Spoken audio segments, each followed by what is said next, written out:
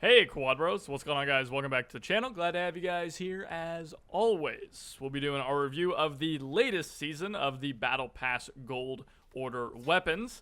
This season is season, I don't know, it's like season 11, 12 maybe, something like that. I really don't remember, but the guns in it are the T20E1 for the Allies, the BRAA PG for the Germans, the GOROV LMG for the Soviets, and finally the Type Hei late for the Japanese. Now, I'm only going to be reviewing the first three of those.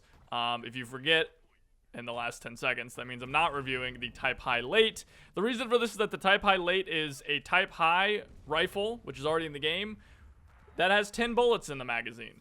That's it. And not only do we already have that gun in the game, we already have that gun as a gold order. There's already a Type Hei extended magazine, so it's kind of crazy to me that they literally just put another gold order in. That's the same gun. That's nuts. Either way though, guys, we won't be reviewing that one. You can get all my thoughts on it basically right there. That was my thoughts on the weapon. So let's jump into what we will be reviewing, starting off with the T20E1. The T20E1 is basically a fully automatic M1 Garand. That's really it. And it does exactly that. There's not really any false advertising going on here. It's a full auto M1 Garand. And as it turns out, a fully automatic M1 Garand is pretty goddamn good. This gun hits hard, it shoots fast, it's controllable, surprisingly so. And the detachable magazine makes it actually really quick to reload.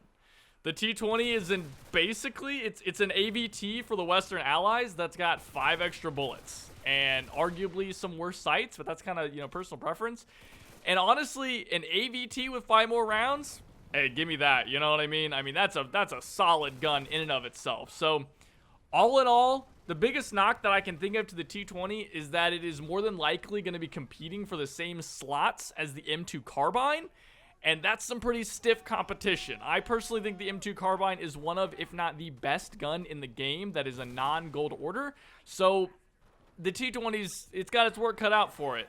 My ultimate recommendation when it comes to this gun is to pick up just one of these and try it out. And if you find that you like it more than the M2 Carbine and you use it more, or you just find it better than the M2 Carbine, then go ahead and grab some more. But personally, I'm going to be sticking to the one that I picked up and just be using my M2 Carbines instead.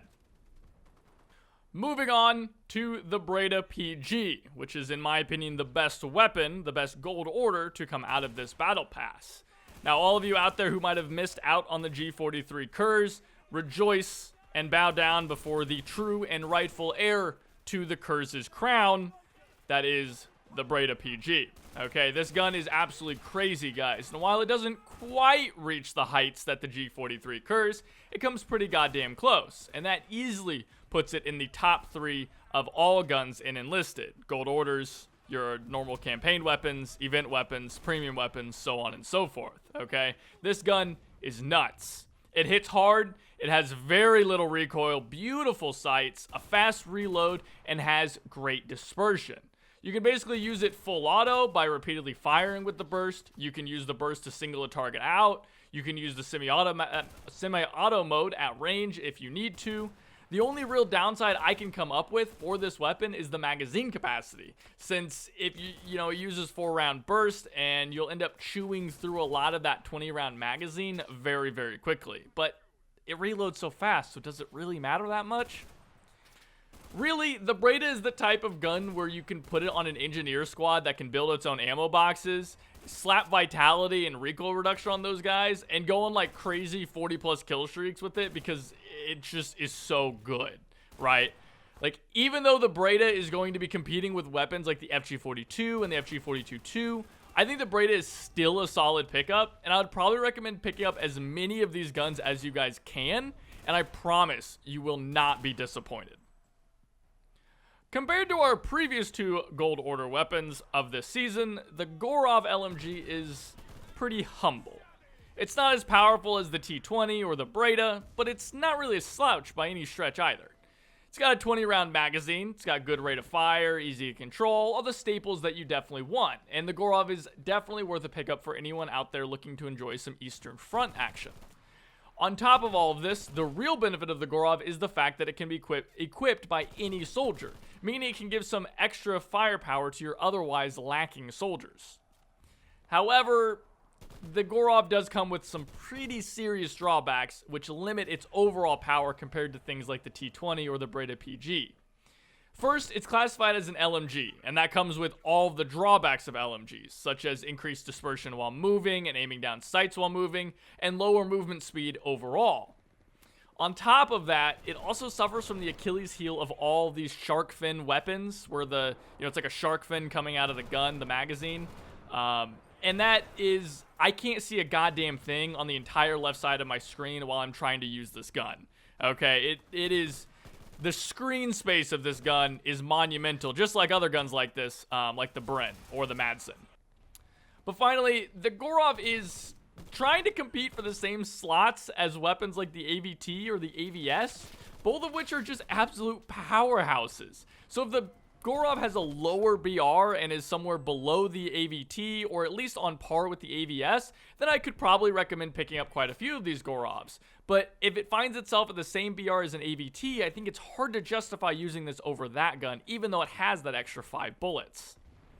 All in all, the GOROV is a nice change of pace from the 400 SMG gold orders that we seem to always have with the Soviets, but it still falls short in quite a lot of ways. It's not a bad pickup by any means or by any stretch, and it probably lands somewhere in the top half of all gold orders, but it's still not quite in the same category as the BRAA or the T20.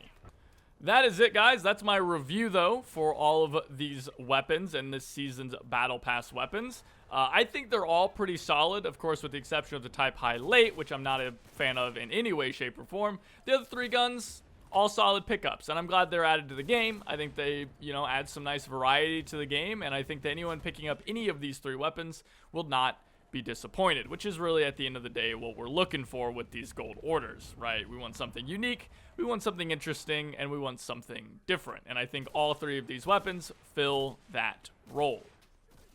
But let me know what you guys think. Those of you that have already picked up these weapons might have had some saved up gold orders, or those of you that are picking it up later on, or plan on picking it up as a result of this video. I'd love to hear you guys' thoughts down below, as I'm sure others would as well. So leave a comment down below, and while you're there, like and subscribe. It helps me out as always.